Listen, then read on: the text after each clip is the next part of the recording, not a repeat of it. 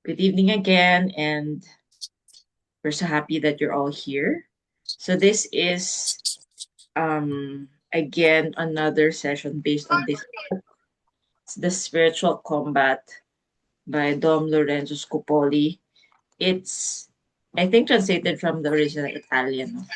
And it's a very good book, especially for Lent, because Lent is really spiritual combat. So um,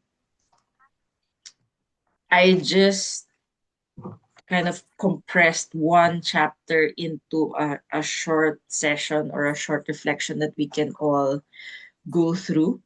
And it's very timely because it's about tips on how to conquer sloth, no? Especially during Lent. And I think before that, I will give some quotes, no, from the saints about what sloth actually is. So we all know that it's one of the seven capital sins. Pero I think maganda yung imagery that the saints kind of evoke, no, about sloth, so that we can also think about how serious of a sin it really is, and so that we can reflect then, no, how we've been maybe struggling with this sin and how we can apply the tips of Dom Lorenzo. Okay, so Saint Ignatius de Loyola said, no, about sloth. He said, idleness is hell's fish hook for catching souls. No, idleness is hell's fish hook for catching souls. So it's probably easy, no, especially in our day and age, because we all like an easy life. No? So sloth is very para attractive for many of us. I think everyone at some point felt like I deserve not to do anything, di ba? Maybe we feel tired or we're just overwhelmed. And later we'll see, no, what Dom Lorenzo, his practical tips to us, no, for us to be able to really see, no, are we resting or are we already bordering on sloth? No, there are also ways to find out. Kasi we all need to rest. No? Pero how do we know if we're already being slothful? Okay, very helpful to know that. For St. Thomas Aquinas naman, he said, sloth is an oppressive sorrow which so weighs upon man's mind that he wants to do nothing. Okay, so it's an oppressive sorrow that so weighs upon man's mind that he wants to do nothing. Okay, so yun, yung feeling na tamad na tamad ka na, you just wanna maybe lie down in bed and just like watch TikTok videos and reels, or wala lang, just you plan so many things to do tas you didn't do it, no? So it's an oppressive sorrow. For St. John Chrysostom, he said, sloth is the mother of all vices and the ruin of the soul. It's the mother of all the vices and the ruin of the soul. Okay, so maybe we'll think, no, di ba the mother of all the vices is pride? Yes, also, but I would say in all the sins, including sloth, there's really pride there. Kasi when we're slothful, what we really want to say is, parang we want to say that this is my time. No, parang I can do what I want with my time. No? So, and like this is my body and I can, like do what I want. Okay. So there's really pride in all the sins, no? Including sloth. So the spiritual writers, and not just Dom Lorenzo, no, say that the antidote to sloth is really three things. Okay. Maybe some of you have an idea, no? Maybe you've heard this before. Where they said it's constant prayer, hope, and manual labor. Grabe no, manual labor pala. Constant prayer, hope, and manual labor. So when I was reading this, I realized Saint Benedict, no, he's the saint who's considered the father of Western monasticism. He really had a special wisdom when he designed the way of life of the monks, no? Diba? It's ora et labora, parang prayer and work. And the monks, no, basically their whole day is just they're working in the garden or they're cleaning the monastery. They're maybe taking care of the livestock that they have, I guess, in the monastery. Yun lang yung life nila, no? And there's a wisdom in that. Maybe we think, manual labor, parang that's just for people who didn't go to school or they don't they don't know anything else to do, no? Pero I think, no, everyone will benefit from manual labor kasi nga hindi we have something to do eh. And we expend our energy, no? So um they say nga a man who has nothing to do is actually a sad man. Okay? Kasi unang-una parang kung ano na naisip natin, di ba, when we don't have anything to do. So there's wisdom in what the spiritual writers say. Constant prayer, hope, and manual labor. Okay, so I want to stress that this Lent is really a time to gain merit. No? It's a time to really advance in virtue. But at the same time, I noticed this, and I think maybe you can also observe, no, your own spiritual life and what happens to you on a day-to-day basis, especially during Lent. It's also a time of temptations. This Lent, no, in particular. And you can react, no, or like I don't know, send a reaction if you notice this. Sometimes, like for example, fasting, no. Sometimes you can fast, no, you can deny yourself. But on Friday, or even just on Ash Wednesday, parang you notice, parang ang hirap-hirap, parang bakit ganun? Parang extra hirap on the day that you're supposed to do what you know you should do. It's like, it's the hardest thing in the world. So I think in a way that is on purpose, no? It's allowed by our Lord. Kasi nga, this is the time to conquer and this is the time to gain merit. So, we should also not be surprised if parang in an extra way, tinatamad talaga tayo during Lent. Kasi parang, ano ba to? Parang things na usually you'll think no na, nagagawa ko naman yung dati, bakit ngayon? Parang hirap-hirap. No? It's because we're really being challenged, no, to grow in the virtues. No? So pag mas mahirap, we really respond to the grace. And then if we conquer it, parang the more that God will also bless us, no? And give us more strength to grow in that virtue. So, Dom Lorenzo, in this book, no, The Spiritual Combat, he really recognizes that sloth is an obstacle to our perfection. And this is why he really dedicated like an entire chapter just to sloth. Okay. And I think this is just one of, there are several with different aspects. Pero I think this has some of the more practical tips. Okay. First is, and I think parang ang hirap nito in this day and age, no? Pero I think, guys, if we forget everything else in this talk and just focus on this number one point that he said, maybe 80% of our problems will be solved. Okay. In relation to sloth. And that is begin by avoiding all curiosity and vain amusements. Okay. Begin by avoiding all curiosity and vain amusements. Dom Lorenzo wrote this, if I'm not mistaken, in the 15th century. I might be wrong. And during his time, wala pang internet, wala pang social media. But it's interesting how he recognizes that curiosity and vain amusements really engender or really encourage us to be slothful.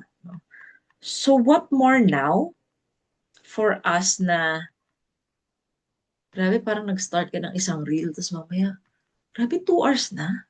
Anong ginawa ko? Parang, di ba? And all because we were curious, no, about something that we saw, parang clickbait na ano, and then you're down a rabbit hole and you're like researching something na you didn't even plan on learning about, no? All because of your desire to know, no? And because of wanting to amuse ourselves. Okay. Withdraw your affections from worldly things and stop all pursuits that are not in harmony with your state of life. Okay, so that's directly quoting Tom Lorenzo, no? Withdraw your affections from worldly things and stop all pursuits that are not in harmony with your state of life. Okay, so are you a mother?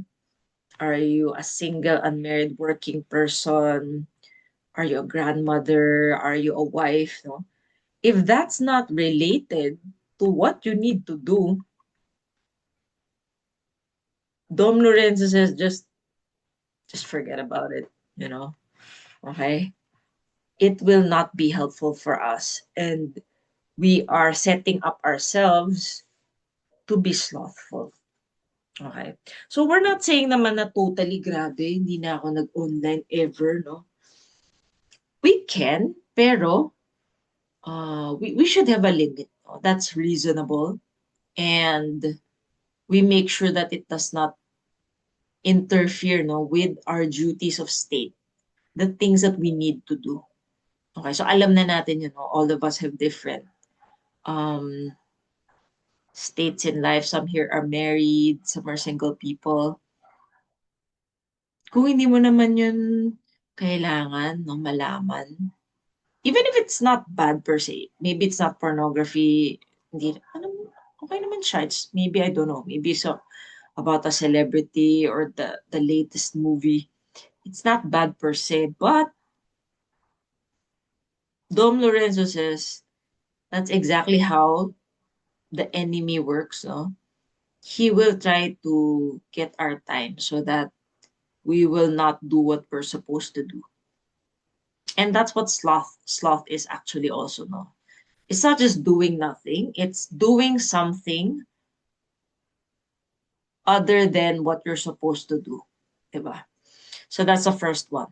Begin by avoiding all curiosity and vain amusements. Okay.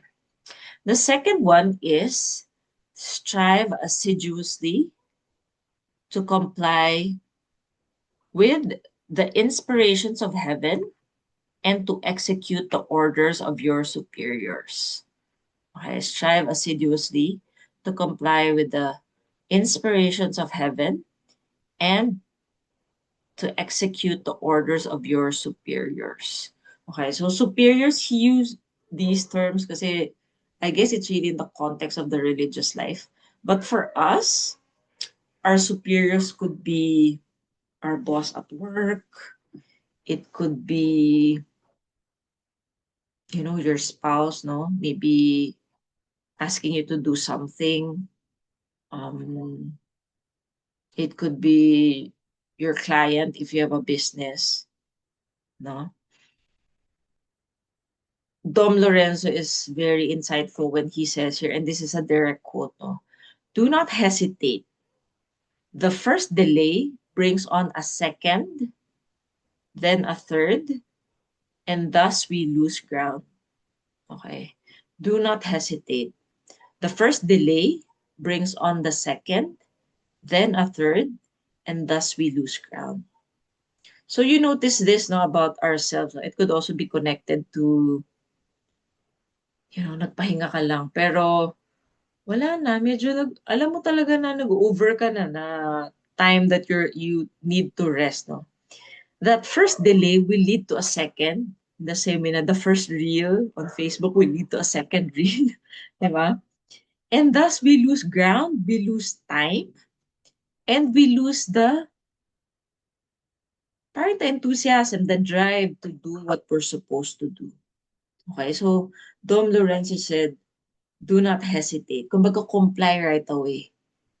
Parang we can imagine that it is our Lord Himself who is asking us to do those things, no? Baka kasi hindi mo kasundo yung boss mo or naiinis ka or whatever it is. We should have a supernatural perspective. Okay. This is very timely and relevant for me, this talk, no? Usually, I choose topics that I myself need. Okay.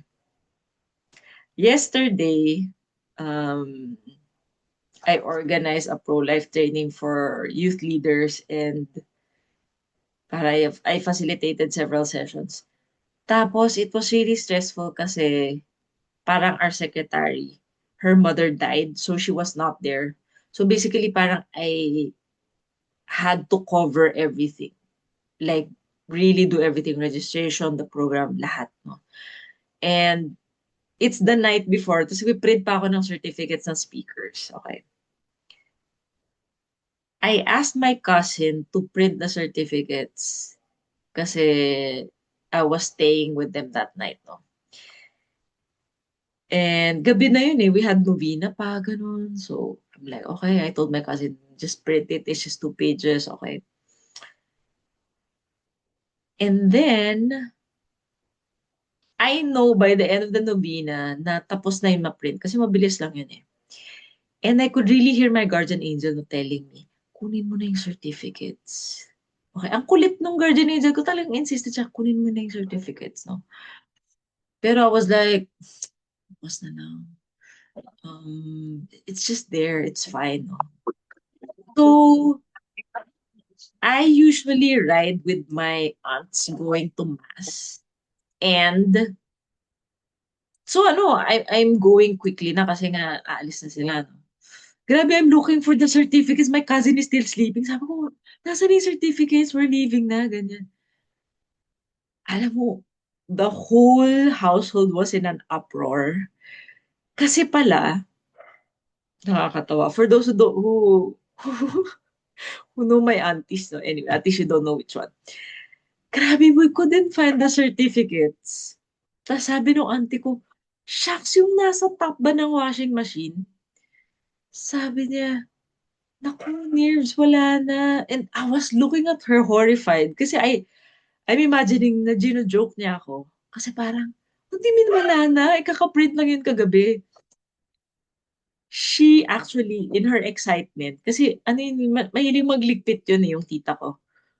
She removed it from its parang hard case and tore it to recycle it. And I was really like, totally aghast and like, what? Tapos, we're late na. When I go to the venue, I don't know where to print. Parang, oh my gosh, what a nightmare. Tapos, natatawa na lang ako kasi parang, who would have imagined, no, na kakaprint mo lang, pinapatong mo lang doon, tapos pupunitin ng tita mo kasi excited siyang i-recycle.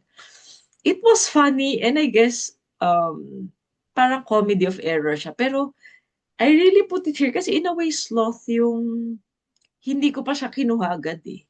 Tapos I just wanted to like take my time and like, I don't know, maybe answer messages, chat with some people.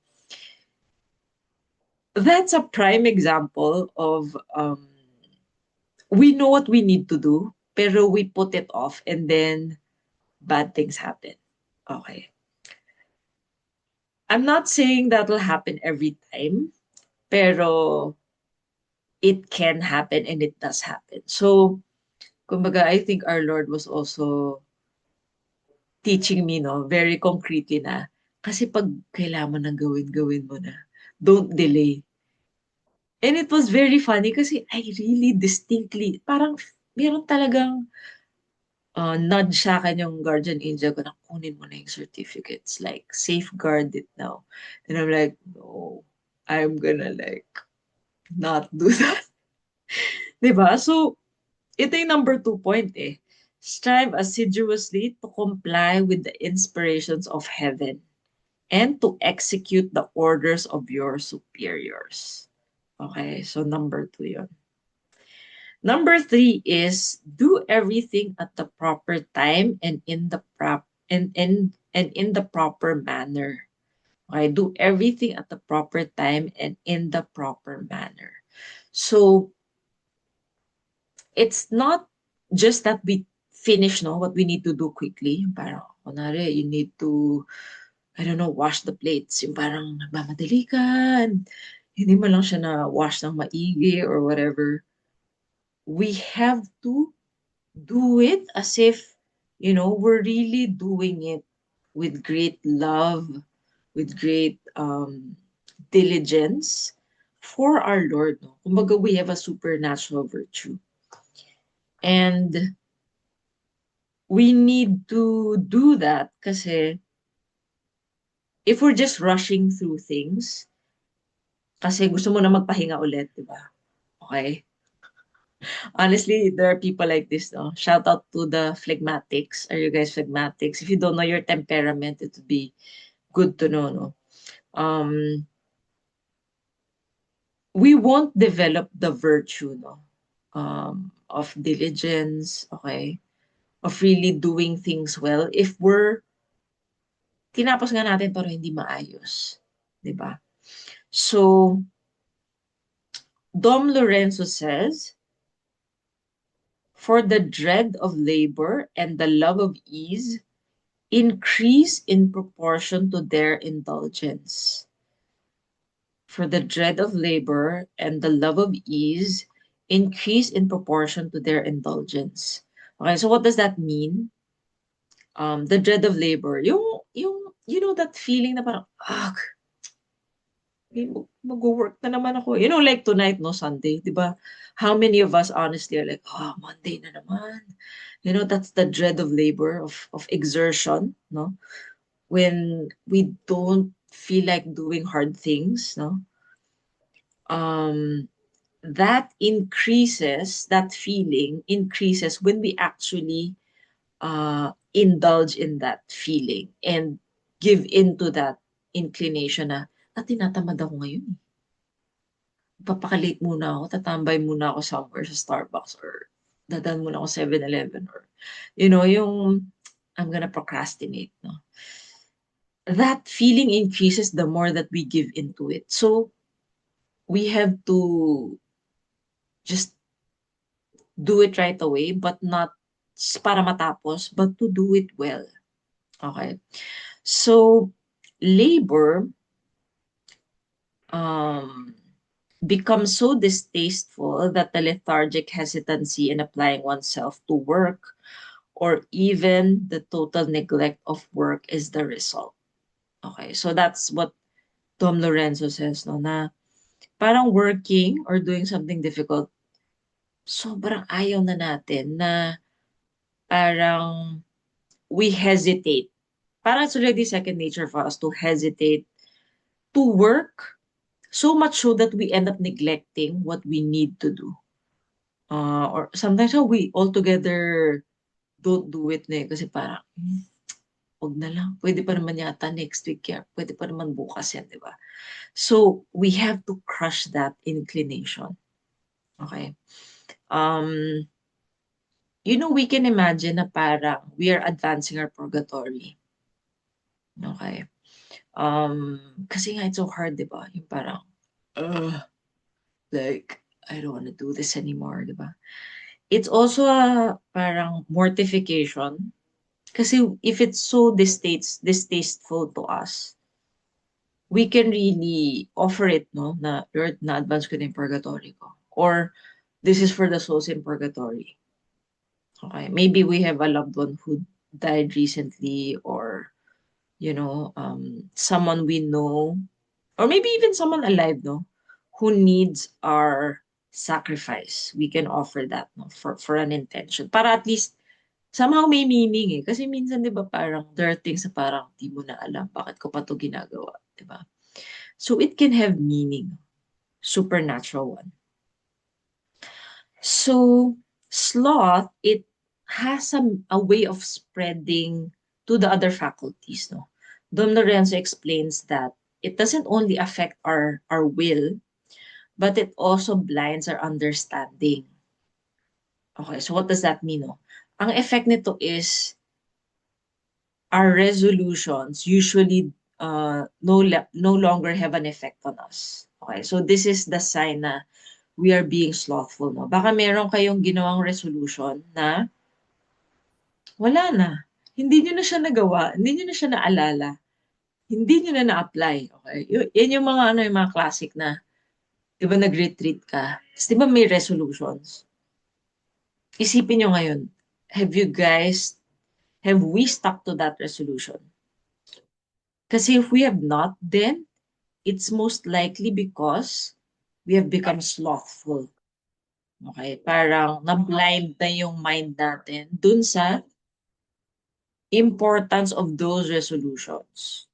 Okay? Kasi we prioritize our comfort and what we want.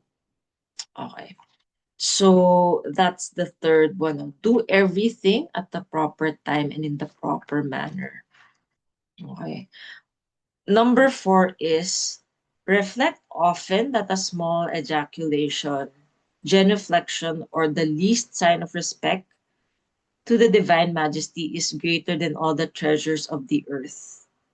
Okay. So reflect often that a small ejaculation, genuflection, or the least sign of respect to the divine majesty is greater than all the treasures of the earth. Okay, so pag tamad na tamad na, this can also apply kasi to prayer, yung spiritual things. No? Tinatamad ka magsimba, tinatamad ka mag-confess, tinatamad ka mag-novena, tinatamad ka mag-angelus man lang. Parang, oh, rosary na naman. Parang, di ba, Lent is full of um, hard things, no, for us. No?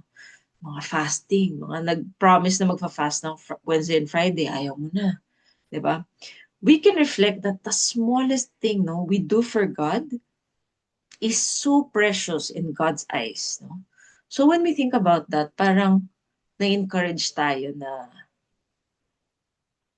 if the small thing is precious to God's eyes, then I would be moved, no? I would be inspired to try to do these gestures of love for our Lord. No? Na how happy heaven would be, no? Heaven would rejoice na magko-confession ako na kahit na tamad na ako or um, ayoko talaga magsimba ngayon eh, di ba? So we can imagine na grabe, how happy our Lord would be, how happy Our Lady would be if we overcome ourselves and do that, no? Not because we're complying na, ay, kasi Lent ngayon, no? Pero really because we want to please someone whom we love, no? Who is our Lord. So, Dom Lorenzo said, no, imagine that we are presented a crown every time we deny ourselves for God. Okay, so imagine na literally, no, when we overcome that sloth, an angel comes and puts a crown on us. No, na we may not see it, but in the afterlife, no, when we get to heaven, we will say, grabe, ito yung mga sinacrifice ko, ito yung mga, I overcame my katamaran, no? Ito pala yun, it's a crown. Okay? And the more that we do it, it's like the more diamonds and precious stones we put in our crown. No? A crown that will last forever. Okay, so sino ba yung mga competitive dito? Competitive ba kayo? Are you guys like choleric types? Like, I don't know, are you guys that type? I'm, sanguine choleric, so I can relate a bit. Ako yung type na pag nasa game, yung parang suddenly I'm like a mercenary. So I can relate to this na parang it will be all worth it. Yung silent battles natin over our own self and our love for comfort will be worth it, no, in the end. Okay, so Dom Lorenzo says something here that is a bit scary, pero I think it's also very good for us to know, no? He said, God gradually withdraws graces from those who neglect them and increase the fervor of those diligent souls until he introduces them into the joys of heaven. Again, God gradually withdraws graces from those who neglect them and increases the fervor of those diligent souls until he introduces them into the joys of heaven. So yeah, God, is like any person, di ba? Parang tayo, when we give someone a gift, tapos nakita natin, ala grabe, hindi niya ginamit. Tapos nakita mo na sa trash can or wala. Hindi pinansin yung gift mo, hindi siya in-appreciate, hindi siya ginamit or tinapon siya, no? Bibigyan mo pa ba yung taong yun? Di ba hindi? So, the Lord is the same way, no? Na the more we neglect His divine inspirations and His graces, He withdraws them, no? And I think that is part of His justice and His mercy towards us. Now we recognize that that's how He acts, no? Baka sabihin nyo, grabe naman natin, Nerva. Ganun ba si Lord? He's like, kind of like, vengeful, no? Hindi naman, hindi. Kasi as long as we're alive, there's hope. We can actually try to win back that favor. Pero if we notice in our lives na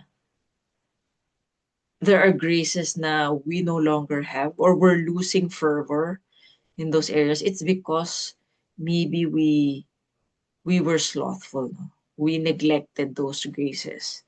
So we need to um, respond again. Try to respond again and beg God for that fervor to love Him again like we used to before. Okay, so ganun din si Lord. The more naman that we keep on responding to His graces, the more that He will bless us. More and more until hopefully no we can be with Him forever in heaven. So that's ultimately the goal. Okay. So that's number 4. Number 5 is when we're overwhelmed, we hide our own troubles from ourselves. Okay, so what does this mean? No? Kasi minsan, I recognize na maybe psychology can also shed light on this. Minsan yung sloth natin is because we're actually overwhelmed. Yung parang, hindi ko na alam kung anong unahin. Maupo na lang ako dito. I'm just gonna like chat with someone or like look at my feed or like go on Instagram kasi it's like, I don't know what to do first. Okay. Maybe that's true. And Dom Scopoli's advice is we need to hide our own troubles from ourselves. We need to focus on one thing muna at a time. We have to attack one enemy at a time. And be confident that God's grace will help us master them all. Okay? So kunwari when we face challenges in a day, di ba parang ang dami-dami. Ano bang unahin ko? Yung concern sa bahay ba? Yung concern sa office ba? Yung sarili ko bang problems? Meron akong health concern. Ano bang gagawin ko, di ba? So Dom Lorenzo says, you just focus on one and you apply yourself diligently to that one challenge. And after that's done, you move on to the next. Okay. Imagining that there's only one thing to tackle so that we will not be overwhelmed. Because I realized, no, baka strategy din to ng evil one to actually make us panic and taranta na parang, oh my gosh, what am I gonna do, di ba? So, it's also the same way, no, with prayer. Okay, I'll give a more concrete example. No? For example, for the Ninevites here, no, maybe we promise to pray 15 minutes a day, and we're like, oh my gosh, 15 minutes, that's like an eternity. I'm gonna die here. I can't even keep still. No? How do we get through the 15 minutes? We can imagine na magpe-pray lang ako ng 5 minutes actually. So when you think about, I'm gonna pray for 5 minutes, medyo doable yun. So you pray for 5 minutes. So nag-alarm na yung phone mo or whatever. Then you say to yourself, I'm gonna pray 5 minutes more. Okay. Edi, sige, 5 minutes lang eh. When the 5 minutes is done, edi 10 minutes na yon. You're gonna say, I'm gonna pray 5 minutes more. Another 5 minutes. And before you know it, the 15 minutes is done.